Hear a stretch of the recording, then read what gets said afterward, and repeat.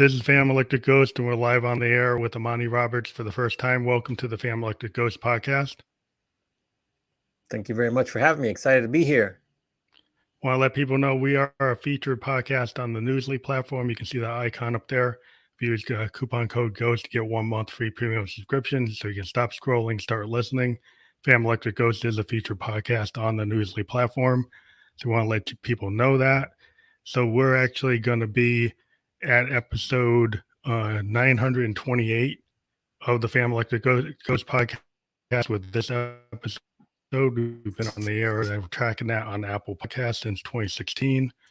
And thank you again for being on the program. All right. Sounds good. Congratulations. Well, thank you. So one of the things that I'm going to bring up your website so people can check what that is. So the AmaniExperience.com for those of the audience that are just on the audio. So it's www.AmaniExperience.com. So if people go to that website, what do they find? They'll find just information about all the things I do, whether it be DJing, my book, professional speaking. That's kind of what's talked about on the website. Also have my podcast that I used to do but took a hiatus. That's on there as well. So they'll get a good background information in terms of who I am. Okay, that's cool. So I think one of the topics we wanted to get into is like why are podcasting interviews networking gold? And I believe that because I'm a podcaster myself. But maybe you can talk about and I'm a big believer in the live podcast, which you can see we're doing right now. But maybe you can talk about your point of view on that. I think that live streaming, which we're doing now, and podcasts in general, is just great for networking. It allows for a one-on-one connection with, whoever you're interviewing and the interviewer and the interviewee. I also think that it provides content as long as you use it and post it up periodically. It provides great content examples too, where you can use clips from the interviews, whether it be the video clips or the audio clips, to just build out your content schedule. And I just think it's kind of the modern way of networking. Yeah, it's interesting because when I got into it, I'm primarily I was a musician, and back in 2016, this guy who ran a podcast on an app called Spearman found my SoundCloud and said, "Hey, I want to do a podcast." I didn't even know what it was. So what's that? He said, "Well, it's like a radio interview." And then we got the first one done, and then we liked each other so much we did a podcast for like 6 months, and I hadn't planned it. And then from there, I said, "Why don't I go do what he did? I'm going to go find musicians on Instagram, and just off the cuff ask them if they want like a behind the music interview." And that's where this whole podcast started. And we were just audio, and then we moved into this realm in the last 2 years. And it's opened up to beyond musicians. We're talking to like life coaches, shamans, CEOs, authors, film directors. We decided to go kind of expansive, and it's created this. We have 300 interviews with musicians, over 100 interviews with like coaches and mentors, and you just build this Rolodex of all these people that you've talked to, and it causes like leads that you didn't even know you were going to get. It's very effective. I've been podcasting since maybe 2008, different formats. So I've been around for like 15 years, and it's very valuable, very valuable. So in your opinion, like there's a lot of people who try to go for perfection with the edited podcast that's not live. And I've always been kind of like a jazz musician. I like the kind of spontaneous nature of doing it live, and it just fits my personality. So, and I've dealt with like editing my stuff and putting it into reels for promotional purposes. But what is it about like a live stream that you like? It's kind of just the exact opposite of you. Like, it'll never be perfect. You could have, whether your dog is around or, the sound might drop for a couple of seconds, but it's very authentic. It's very genuine. And then once you're engaging with the chat, it's like a call and response. So people are very involved. It's very interactive, which is kind of the way TV, I think, is going, where you're going to more interactive TV, where, People are watching a show can interact with the host, the guests, ask questions, get them answers, so they'll stay around. You take it even further, like you're streaming on Twitch, you can have like emotes there, subscriptions, people supporting, people Mhm. controlling the broadcast. It's just a whole new level to like live broadcasting, which I'm a fan of. Yeah, I think it's the authenticity. It's kind of like, because you're a DJ and like when you go, you might have a plan, but I Hmm. think like most musicians, you vibe off the crowd, right? Right. So musicians, like you get into a crowd situation. I'm a keyboardist, so I'm playing. I feed off what the crowd is giving me. So I might not play the same thing every night because based on the club vibe or the audience Right. vibe or even a Hmm. vibe with my fellow musicians. And I find that better than even being in the box, because we can be in the box, nowadays with like Pro Tools and stuff. I can have a lot of stuff just automatic and I'm kind of running on automatic, but I enjoy the part where I'm interacting with my music. Right. Yeah. I think, very spontaneous. No two rooms are ever the same room when you're DJing or playing, whether I'm DJing on Twitch or in real life. So you have to be able to adjust, be flexible, and just ride the white wave with the crowd. Yeah, it's kind of like that feeling that there's like I was watching like famous jazz musician and he said there's no bad note, right? Mm, That it's how you recover from what you perceive as that bad note. And the right. person who doesn't recover from it or know how to handle it, then it becomes obvious that they didn't do what they wanted, right? But Yeah. if you learn how to kind of ride that moment, and nobody's so into perfection that you kind of take it as it comes, and you're not as uptight about it, then you can have fun with it. Agreed. 100%. Yeah. Just kind of roll with it. Be spontaneous. There are no mistakes, only gifts, and keep it moving. So podcasting, you propose that podcasting should be used for businesses, where maybe some businesses don't do it, and then maybe you can make the argument like, why should a business that doesn't podcast, why should they get into podcasting, and why should they get into like live podcasting? I think it's just a great marketing tool for businesses to reach their customers on a more intimate basis. And also will open up their potential customers around the world because once you start to do a live stream or a podcast, anyone around the world can tune in live or watch the recording or listen to it. So it just opens up your market and you never know who can become a customer. And then it also helps people who are your current customers get to know you better on a more personal level. Maybe they want to interact, ask questions, talk to you about a product, and then maybe instead of going through customer service, they can tune into live stream and ask questions. And then it also helps for collaboration. If you work with other partners in your space, maybe you have a podcast episode together where you talk about your relationship, and maybe that's how you can develop new partnerships, like you gave the example of when you first had that first interview. So I think it makes sense. It'll allow you to give your company and business more content for your LinkedIn, Instagram, Facebook page, wherever, and it just helps create more organic and authentic content compared to the highly curated set of content. Yeah, because I think a lot of people with businesses are kind of familiar with like the infomercial, where it's got like highly scripted, highly edited type of interaction. And I think that's what kind of blasé when you have the live podcast that you can have that interaction with your customer in real time. It's not that set script.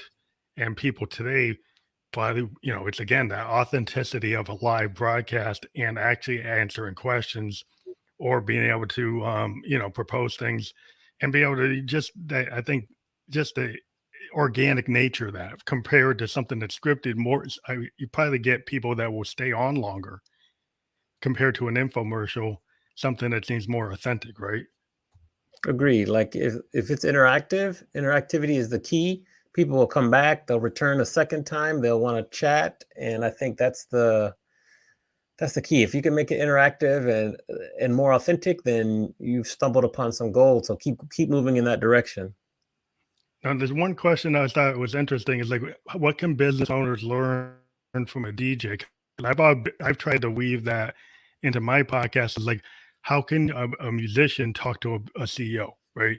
And Mhm. I kind of answered that myself a couple times, but the idea that creativity and art you can actually have a conversation where they don't have to be on separate lanes, right? So I'm assuming that that's kind of where you're going, but maybe you could tell me. Yeah, I think which I kind of talk about a lot in my first book. Um, a DJ set is very similar to growing a business or growing a career. Say if it's a 10 p.m. to 2 a.m. set, at 10 p.m. you're just getting into the club and starting up. You're trying to see who's there, who can you keep there. Same thing in business. When you first start off, you're just trying to identify your ideal client, your ideal avatar, and who your business is going to be working with. You kind of fast forward to maybe 11 o'clock. There's troubleshooting. Something always goes wrong, as a musician, as a DJ, but the music can never stop. So same thing with businesses. You might have to make, some adjustments to your preferred products or services that you're selling. It might not be what you had first anticipated. And so you have to adjust on the fly. Same thing when you're growing a career. You might go to school for, say, psychology, but then you end up working in hospitality and you take that and you run with it. So you have to be flexible and be able to troubleshoot on the run. You get to prime time, midnight, you just want to play hit after hit, song after song, so the crowd is dancing and singing along. In business, you want to grow sales week over week, year over year, month over month. In your career, you want to continue to ascend, go from one job to the next while you're working your way up whatever corporate ladder that you are presented with. And then, there's a time period later in the set. I love slow jams, so I'm going to play some slow jams as the night comes to a close. That's using nostalgia to make you think about times back when you had less worries. Businesses are very effective using nostalgia, whether it be like Old Spice, Adidas with Stan Smith shoes, Nintendo. They use nostalgia very effectively, and it can be very, very, very important. Then after the set is over, there's a chapter on feedback. I used to close down from the club, go out to my car. I drove for Uber. I would turn on my Uber meter, pick up people, and many times they were the same people that were in the club. So I would ask them, what'd you think of the DJ, the music? Would you like? What would you change? Then when I get close to dropping them off, I'm like, by the way, I was a DJ tonight, so thank you for the feedback. And they would kind of bug out or whatever. So that's kind of the ways that, a DJ or musician can really relate to a CEO as you're trying to grow a business or maintain a high level of performance. That's interesting because I think I was an Uber for a while, for like 5 years. And I think that to get the 5-star, you had to have that communication with the client. Right. Yeah. And so before I was really heavy into podcasting, I felt that the Uber experience and trying to maintain your 5-star rating by basically you like any taxi driver, you communicate as part of your job. You're like a hairdresser. You're talking to the customer. And how you talk to the customer is that communication skill opens it up. And I think that helped me be a better host because it's the same kind of thing. Like you have to learn how to deal with people. And I think when you get into podcasting, once you make it a live podcast, and then, if you think about being a musician, it's like that interaction with people, you have to know your audience. Like you're getting feedback from your audience and they didn't even know you were the DJ. But the idea that like it's a give and take, it's a two-way street. Like you pick up if your fans are getting it or they don't get it, you make improvements. You do continuous improvement, even in the same set. You can pick it up, right? Exactly, for sure. Yeah, so that's an interesting dynamic. And then the other piece of it, I guess, like if you're how the concept of DJing and team building, and another like a business aspect. So maybe you can talk about DJing and the concept of team building and where you can find the synergy or the similarities. Yeah, like I do like a we'll say like a breakout session or like a workshop with companies, businesses, individuals, groups, where I kind of teach them how to DJ, use DJing and music as the team, the foundation of the team building activity, where first we'll bring them in and ask them to create a DJ name that reflects themselves somehow, some way. Then they go around and share what their name is, why they created it. Then I ask them to create pick their kind of walk-up song. I say, okay, if you're introducing yourself or if you're walking up and going to bat in a baseball game, what song is playing? Then they kind of go around and share the song, and then they share why that song is important to them.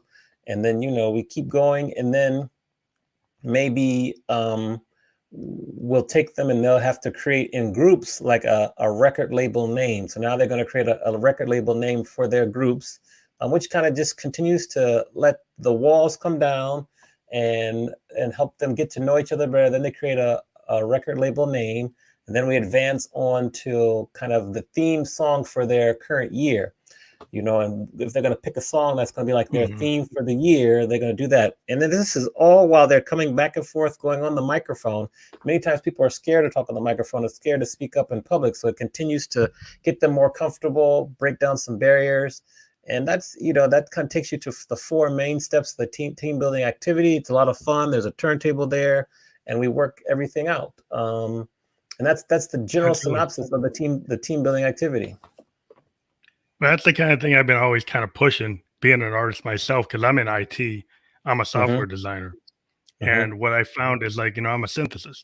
So, you know, behind me, I got all my synthesizers, my Moogs, and all that stuff.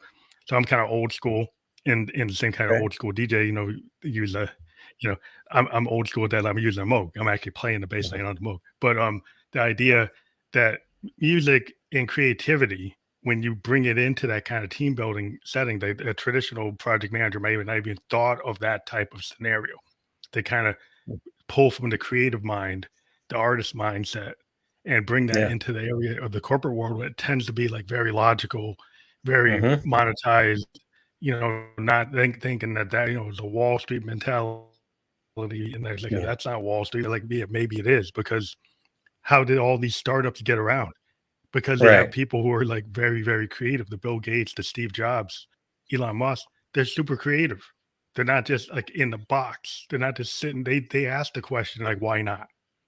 They did stuff that didn't exist. They didn't just clone things. They thought of new ideas, and that's scary. Now, being a creator, the thing is, like, you're willing to put yourself out there where you could get a hater response and say, well, I don't like that. But at least you put it there, right? If you just sat there and say, well, you know, I'm never going to be as good as, you know, DJ Jazzy Jeff, like, then you're never even going to try, right? You're never going to try. I could never even be that. But you have to make a choice. It's like, well, maybe I could be that, right? It's like when you got into DJ, and who were your like heroes? What made you feel like you wanted to do it and you could do it? I would say, like, you know, first DJ that comes to mind is like Biz Markie. You know, I one of the first ones I saw, may rest in peace, at a club in DC when I was a senior at Howard University. So I saw Biz Markie. He was a good one. And then as I started to move around, I moved to Chicago. DJ Twilight Tone, who used to be Kanye's DJ, he was another good one. Always in the background would be Jazzy Jeff too. And then I kept moving around and got to LA. There was another DJ in DC. I forget his name. He would always DJ at this club in Georgetown and down the basement. I have to find out what his name was, because he was good too. I forget his name. And then LA, you get here, and some of my instructors, like I went to Scratch Academy. So like Mr. Chalk was a good DJ, DJ Revolution, D Fresh. Those are some that come to mind. And, you know, DJ Tina T, based out of Vegas, phenomenal DJ, phenomenal human also. And so those are just some DJs that, you know, I met. Then once you get to the pandemic, it opened up my world to DJs outside of kind of where I was living. So you have like Vince Adams, you'll have like Mr. Stretch, Team Shellens, you know, just a phenomenal DJ and promoter. Just lots of different, Beezus, the DJ, really, really dope DJs there. Just phenomenal DJs that are out there that kind of continue to show me the way. Yeah, that's, I mean, that's really I can name a bunch more. I can name a bunch more, but those are some that come to mind. Yeah. It's always cool to hear people's influences. Like, as a musician, you know, like a lot of my stuff is like Parliament Funkadelic, like, you know, Bernie Worrell on the keyboards, you know, Stevie Wonder, Rick Wakeman, you know, looking at keyboardists, like, you know, all the great Elton John, you know, Billy Joel. Like, if you're gonna be a keyboardist, you kind of look to, you know, Ray Charles, you look at all the classics, you go back into jazz, you know, you listen to Sun Ra, you listen to Coltrane, you listen to Mingus, you listen to those bands, and he's like, those are the kind of tones you want to get as a keyboardist. Like, you want to have a kind of a range, you know, to do the complexity, you know. So the jazz, the bebop, and fusion gives you like a lot of a lot of space to figure out like where could you go, and you go to progressive rock and funk. It gives you a lot, and then you can see like I would think a lot of those things end up integrating into what you do, because a Mhm. lot of rap is or electronic music or even DJing is heavily P funk, heavily into a lot of old school James Brown, a lot of Motown stuff. There's a lot of people sampling different things from those, from the Funk Brothers and all that stuff. But so, what's your kind of feel on that? Well, no, that's a great topic there, because the topic of my second book is why there are no longer any black R&B groups. And so we talk about some of those groups you just mentioned: P-Funk, Parliament.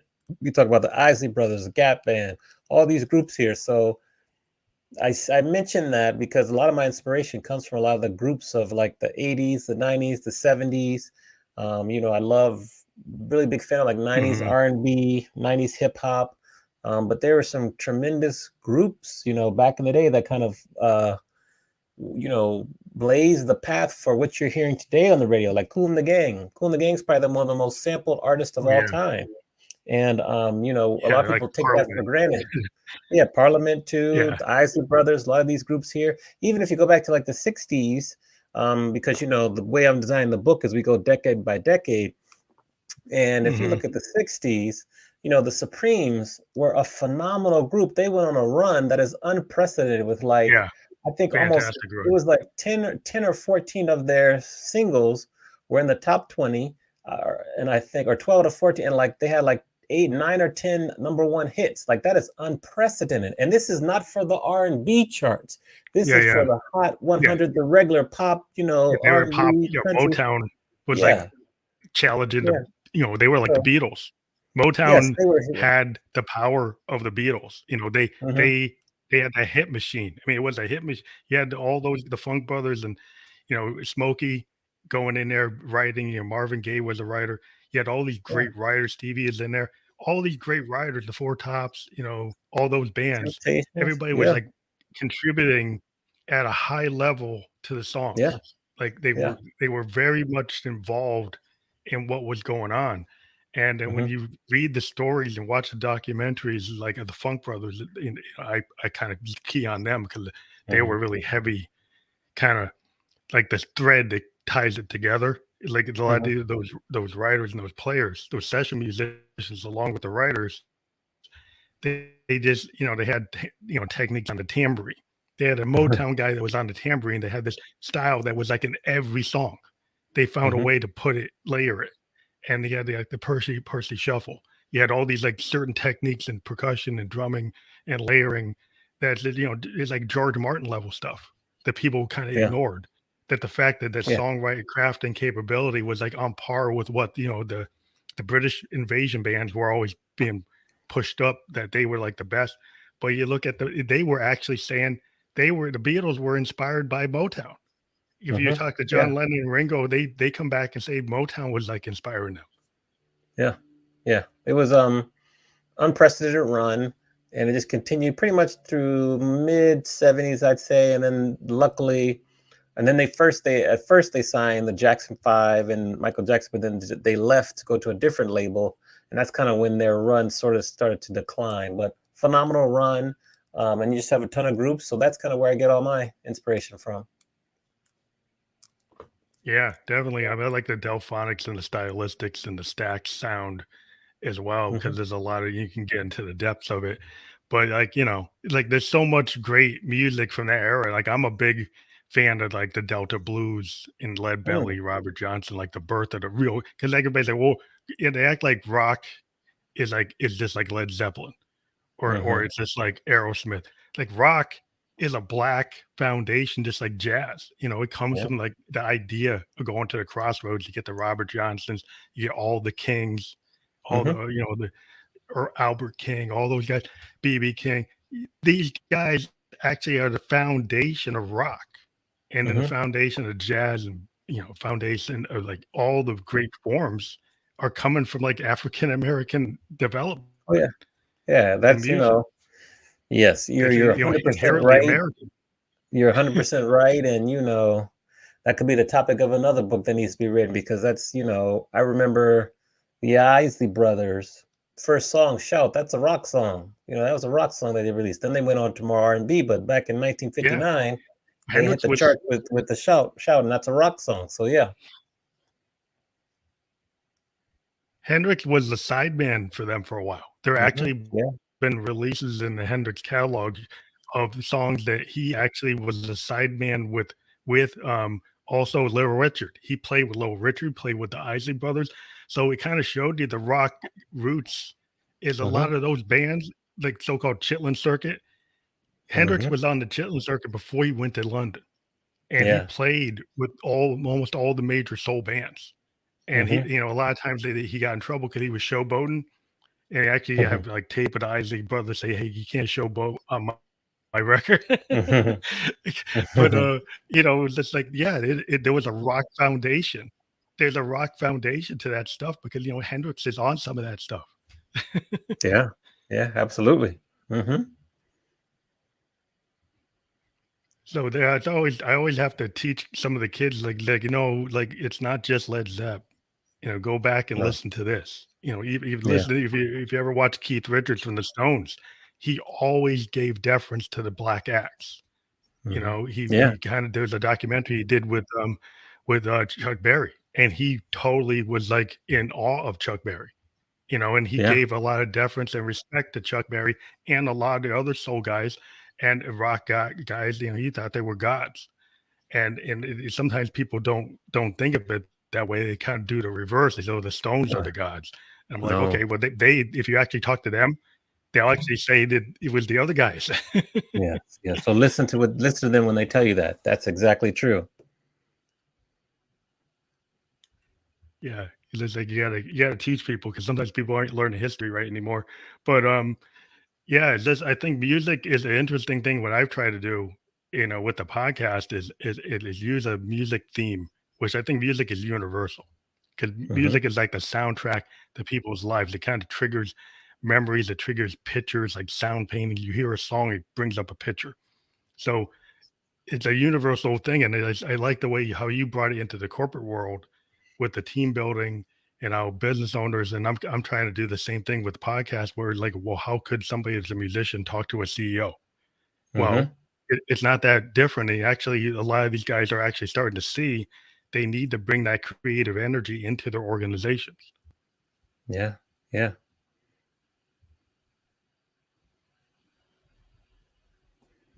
Yeah. So, what do you have on deck for like you said you're working on more books? Right, right. So like I was just explaining, like, so this next book is like the working title is Have You Seen Her? And it's based on the disappearance of Black R&B groups. So you go back through the 50s, 60s, 70s, 80s, 90s, and then midway through the 2000s, like you'd always have Black R&B groups on the Billboard Hot 100 charts.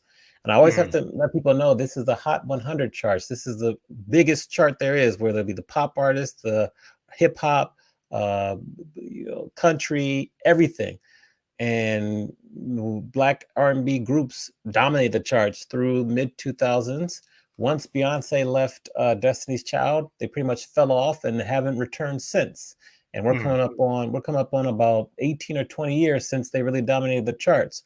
So we're going to look at the history, which I'm kind of going through now in terms of 10 to 11 groups per decade that were really good. We have a formula where we take into account the number of gold and platinum records they had, their Billboard Hot 100 top 20 hits, Grammy wins, and then also any notable performances. So if you think back in the day, if you had a Black R&B group that would perform at the Kennedy Center, at the White House, or if they were on the Tonight Show, that was a really big deal because that wasn't too common. Now, as you move forward, mm, it's became a little more common. So that's kind of the qualifying factors for the top 10 list with some honorable mentions per decade. And then we talk about, after that, we talk about, well, what happened? What were the 5 reasons? There's probably more than 5 reasons that the groups kind of went away. And then we kind of make some predictions about what will the future hold. So that's kind of the big project I'm working on now, the second book. I'm very excited about it because I'm quite passionate about the topic. And as I'm doing the research in the writing, I'm learning more and more and more, just information I didn't know. Like for example, when I was talking to you about the Supremes, like their run, I was unaware that their run was so unprecedented. Like beside the Supremes, there was never a group. There was never a girl group since the Supremes that were as successful and popular until we get to TLC in the mid 90s. So that's a good 30 years, 35 years between those girl groups that were popular. And then if you look at TLC, they are the first girl group in history to have a album go diamond, which is 10 million records sold. And then they were able to get their second diamond record, because the first one was Crazy Sexy Cool that came out in 1994. Then Fan Mail came out in 1999, and that one was their second diamond album. So now, between TLC and the Chicks, otherwise known as the Dixie Chicks, are the only two girl groups in history to have diamond records, which is a phenomenal feat. And then you add on the fact that TLC was so successful and had to claim bankruptcy early on. So that's just a little summary about what the book is, my biggest project, but that is kind of what's the main focus right now. That's interesting because it shows there's a demand and that the people will respond to that type of group. But it seems like the record industry seems to either doesn't get it, or they get into a trend like, this is the hip hop age, this is the EDM age, this is the age of not doing artist development, right? So if you've got to put a bunch of money into a 4-person group, it's cheaper to put it into a group that maybe doesn't require that kind of expense. The same thing if you look at rock bands. How come you don't see like the Arrows, like a modern Rolling Stones or a modern Who or Yes or a Genesis? You don't see those because you have to pay to build those bands. If you actually see the history of those bands cared so much about their stuff. Yes used their first advance to buy their synths, to buy equipment. They used all the money to buy the equipment. If you go out to Pink Floyd, they did the same thing. These bands used to put the money into the development to create what they were doing. And so if you don't get companies that would give you that kind of money, you got to come up with yourself. So how many people are going to do that? In an age where you can go in the DAW and just do it on your computer. It's very different, but you bring up a great point about, first of all, you brought up a great point about the record labels making a decision that they want to be cheaper, which was kind of sparked by the recession back in 2007 to 2010. Then you talk about EDM music, which, you mentioned, which is another great point, because then the record stations thought that that music was a little more palatable than like R&B music because it was less sexual and less undertones. So that's a big factor. And then you also mentioned financials, of course. We didn't even talk about like hip hop, the emergence of hip hop being mainstream. But the question is, why couldn't hip hop and R&B music stay mainstream? It's like the record labels made a choice between one. And so that's a question that needs answering. And then you get into like playlisting with the Telecommunications Act of 96, and a lot of the radio stations, like wherever you are, like you can hear the same songs in LA. I was just in Chicago, Minnesota, Atlanta, DC. You'll hear the same songs pretty much on the radio stations because of the playlisting. But you look at the companies that own all the radio stations, the top 3, whether it be iHeartRadio, Cumulus Media, Townsquare Media, you look at their board of directors, pretty much all old white men. Now, of course, they've made some corrections recently where they have some maybe white females, African-American females, African-American males.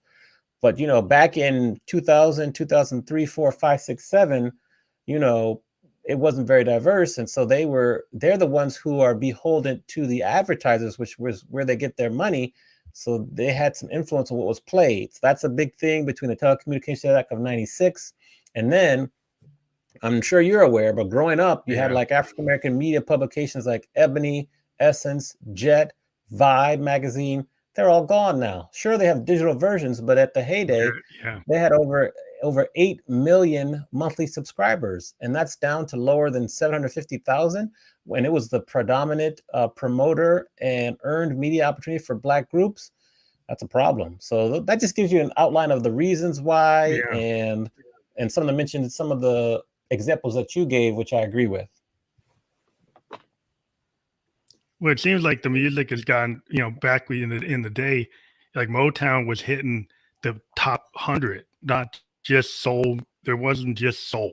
It seems like we've gotten back into segmentation in the market. That you're a hip hop band, you're an EDM band, you're a soul band, but you used to have bands that could cross over multiple genres. You Mhm. know, we get Marvin Gaye's hitting the pop chart, Mhm. right? Michael was hitting the pop chart, not just the soul chart. And, you know, so the idea that people have gone back and kind of segregated the radio. And like, Yeah. why did you do that? Because Yeah. maybe the boardroom doesn't look like us. Yeah. Yeah, You but know, if you hear, that, like, if a song pops off now, and it's maybe like it's hip hop or maybe R&B, it's less frequently because there's less promotional avenues. It will still cross over to the Hot 100 charts and do well. It's just there's just less of them now. It's just being promoted less, played on the radio less, so it's a little bit more challenging. But if a song really true pops, there might be one or two a year that will pop yeah. off that get to the Hot 100 chart compared to years before when it could have been 10 to 12. So that's the change right there. Yeah, just also you got, well, in my opinion, as a producer, you got like a limited amount of producers that are in this kind of mindset that if they repeat things, they get money, right? Hmm. So if they keep on reusing the same beats, keep on using the same plugins, the same things, and they wrote it and they're producing 10 bands and they're all doing the same thing, then you get kind of this homogeny, right? And then that to me is like the antithesis of creativity from the Hmm. height of the music eras in the 50s and 60s, 70s. You had the ability of a lot of people coming out of left field. We're doing things that are very innovative, and not just the same group of producers, multiple producers from different points of view, different parts of the world. And now he's getting kind of into like a limited number of people saying, well, this is what music is. And Hmm. this is what a hit is. And Hmm. then you're not allowing a lot of variation. So things will build from TikTok or reels that will come out of left field, and they don't control that. But then they try to control it once it happens. Yeah, yeah, it's definitely a different environment nowadays than it was in the past. You mentioned TikTok. That's how a lot of songs kind of will be discovered. However, there's still opportunities out there. It's just kind of trying to get to the right people to play the music and to promote it. Yeah, it seems like we're kind of in the age like a 50s, where like Mhm. I like the kind of late 60s album oriented age. Just Hmm. being a musician myself, I grew up in the 70s. I'm a child of the 70s. I listened to albums, right? Kids today, they listen to the playlist. They hear an artist, they maybe only know one song from that artist or whatever they're what playlisted. They don't go and listen to like the whole Marvin Gaye "What's Going On." They wouldn't go Yeah. listen to Stevie Wonder intervisions or songs in the key of life, which is like Hmm. today. I mean, like in the 70s, I mean, songs in the key of life is like 2.5, is like 2 hours long. Like, Yeah. what the No. kids listen to something like that, or even Marvin Gaye's 40, 37 minute what's going on. People don't have the attention span to give an artist. And really, to me, the gems are the deeper tracks that aren't even the radio Right. tracks, Right. Yeah. so Yeah. Like the that attention the span. listener is so distracted. Uh, Yeah. yeah, Yeah, the attention span is much lower now, and they're even making songs like you will rarely hear a song that's now longer than 3 minutes. Where back in the day you could get a 5 or 6 minute track. Nowadays it's like verse, chorus, verse, outro. And it's the songs are much shorter, and so it's just and yeah. there's not a lot of live instrumentation in songs. It's mostly all produced in house, and there's no hardly any more session musicians for a lot of the music now. Just it's very different. Times have changed, so maybe that's another reason why R&B music is behind because they haven't adapted to the change that's currently. But I have a feeling it's something else. Yeah, but I mean, a lot of the core R&B was the fact that you had these session musicians. You had those Motown guys, you had the Stax guys, you had these set like iconic Percy Shuffle. You had people that were these like great talents, and they were kind of running the show, and they were the hit makers, and everybody knew you had to go find somebody that could do a Percy Shuffle, somebody that could play a bass. They Hmm. could play it like Bootsy. Somebody could do it. Somebody could play like the Motown guys. Get the horn sections that you had, like Earth, Wind, and Fire horn sections. You know, Like, Yeah. where do people need it? I would just go do with synthesized horns. But that Yeah. ain't what you hear on Cool and the Gang and Earth, Wind, and Fire, or what you hear like on Parliament P Funk, and you see 25 people on stage actually really playing. That to me is Yeah. like I'm kind of like, I was the guy that was into Frank Zappa and P Funk because I was more experimental. Like I like Sun Ra. Mhm. So I'm gonna Yeah. go look for the bands that were gonna do these 20-minute jams because like the Dead used to do. But I mean the idea, but there is still a market for that. Like what I do on my Yeah. podcast a lot of times, I still talk to musicians who play, and Mhm. they're kind of in the underground, emerging artists, and they're worldwide. They're not just anywhere. I talk to them like wherever they are. I've Mhm. talked to bands from South Africa, from France, from Russia, from Netherlands, from Africa. There's still people doing it. They just don't Mhm. get in the top 10. And so what I Right. do with the podcast is I try to give them a platform so kids will actually find out there's other stuff going on other than what's in the box. Yeah. Yeah. Good. Good on you for sure. Yeah. Yeah, because I think creativity is always going. There's waves that happen. Because nobody saw that Nirvana thing happen, and everybody thought rock was dead, and Kurt Cobain showed up. Then grunge Yeah. showed up. To me, that Mhm. always is going to happen when the kids will finally, say, "But I actually want to hear a rock band. I want to hear a punk band. I want to hear a soul band. I want to hear a funk band. I want somebody's going to come across that's so dynamic that it'll force it to happen. And then the way the industry is, they will go clone it. Like you'll get Mhm. like a bunch of clones of that person. Mhm. Then you'll Yeah, get a for whole new sure. age again. But I'm always hoping. So in terms of being lucrative, how do you monetize live streaming? I mean, I have my own thoughts on that, but your point of view. I think to monetize live streaming, there's a couple different ways you can do it. Of course, you have whether the platform you're on, like a subscription model, like on Twitch or whatever, or maybe you go to like a platform like a Patreon where you can get a higher cut of the subscription. You get sponsorships there on the live stream. Those are probably the two main donations, which can be very, very impactful on the stream that you can use. You can also use the stream to then sell your merchandise, whatever merch you have. And then kind of after the stream, I think one of the best ways is to try to consistently, which I need to work on myself, consistently share clips and highlights on like YouTube with the good thumbnails and grow. And I also recommend live streaming on YouTube Live and then sharing clips on your channel. And then once you can get to, I think now it's like 500 Mhm. subscribers, then you can start to monetize everything in the ads and everything on YouTube. I think that is kind of a hidden benefit that people kind of forget.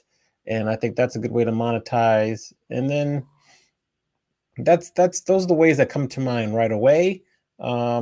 Because really the live stream will lead you into other in real life gigs as a DJ or as a digital host or a live stream producer, and that's where you can really really start to monetize it. There's also sponsorships you can get, uh, that would just include everything you're doing in the live stream, everything you're doing on social, your newsletter.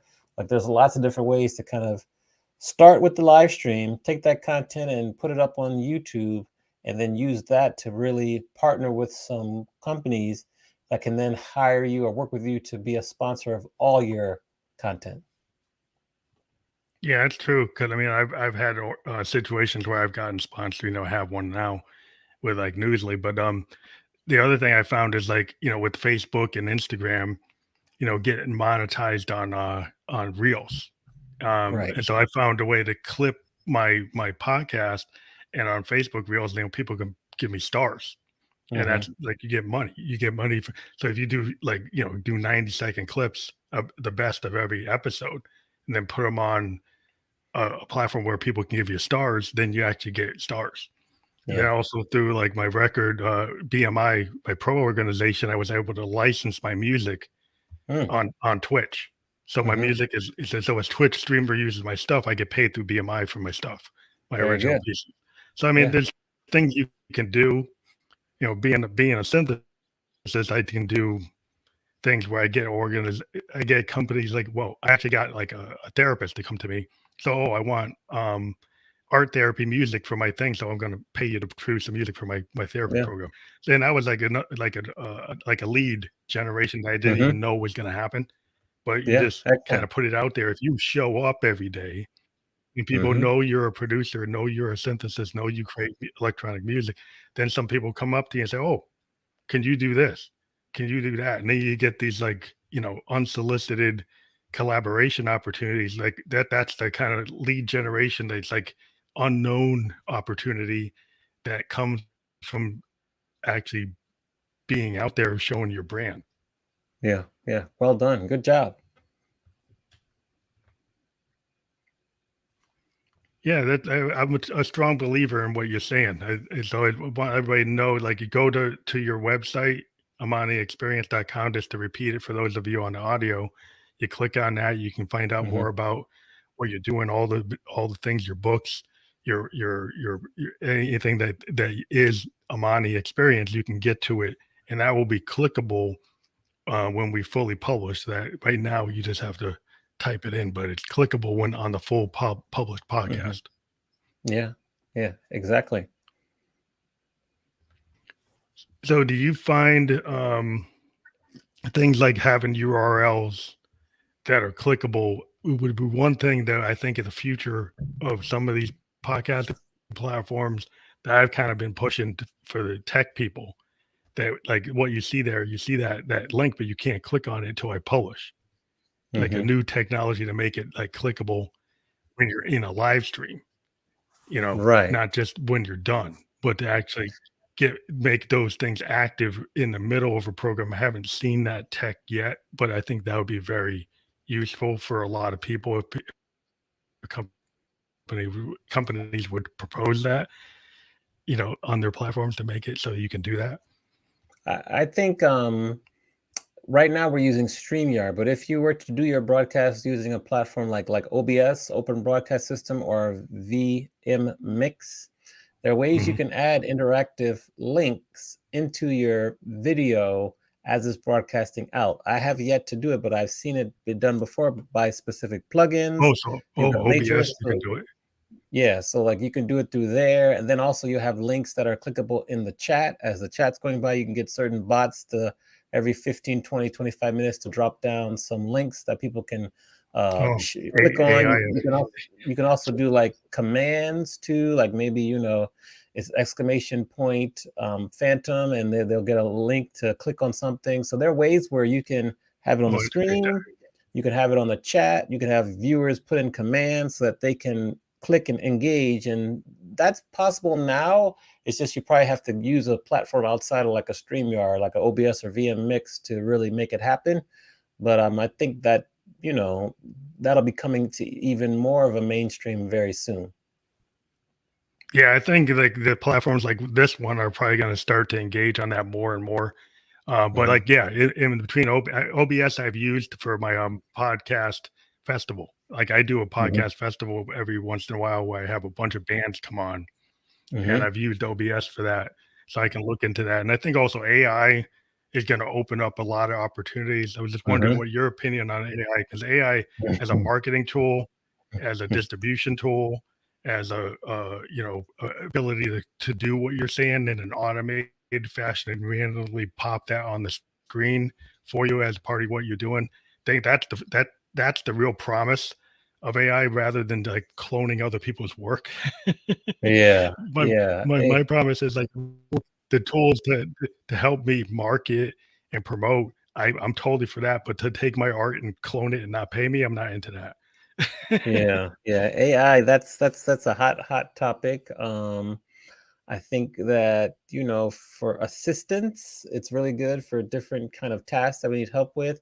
Even some research. I'm using a little AI to do research for the book. It's good, but it's not going to write the book. I have to write the book. In terms of, cloning, and it's pretty scary out there because you had like the fake Drake songs that were there, the fake Ariana Grande songs and Weekend songs. Like it's out there, and Yeah, I don't so like that. we have to see what the governing bodies will do to prevent that from happening. But we're kind of right at the beginning where it's like the wild wild west, so it's like a wait and see what happens and then adjust from there. So I think AI can be very beneficial. It's just how you use it and how strong your ethics are. Yeah, I think it's like what happened like at the beginning of rap or the beginning of hip hop when bands like De La Soul ran into the problem where they didn't get the samples cleared, Yeah. and then you end up Yeah. having albums that couldn't go out.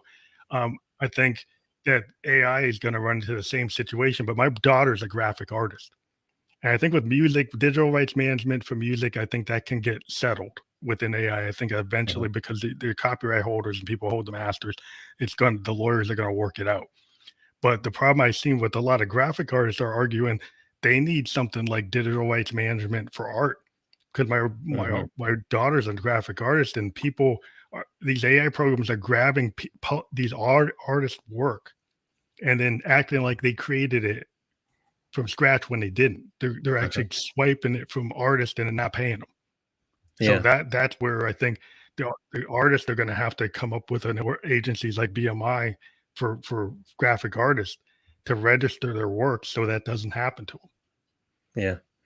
Yeah. I agree. I think that's what we're going to see happen. So let's kind of let's watch the news and all the different legislation that comes out. Yeah, people have to be informed about what they're doing. They think they're using something, and they find out like it's not actually. There's, I guess, the ethics of what you're doing. Just because you Mhm. can do it, like Right. you could get a Ferrari that goes 200 miles an hour, doesn't mean you can actually drive 200 miles an hour on the street. Facts. Yes, facts. Yeah. Yeah. Let's see. Time will tell. That's a tough one right there. Yeah. But thank you for being on the program. I think you have a lot of really interesting applications for the GJ concept. I've never actually seen outside of music being applied to business. And I think that's really cool. I like to bring people who have different points of view. I think that's a really cool way to look at art. And I'm totally in that space. And I'm just glad I was able to bring that to my audience. And I do Mhm. encourage people to go to your website, check it out, and interact with you after the fact, and connect with you and get into your whole world of the AmaniExperience.com. Wonderful. I appreciate you having me. It's been a pleasure talking to you and with you about a variety of topics. So thank you. Thank you. Have a great night. All right. You too. Take care.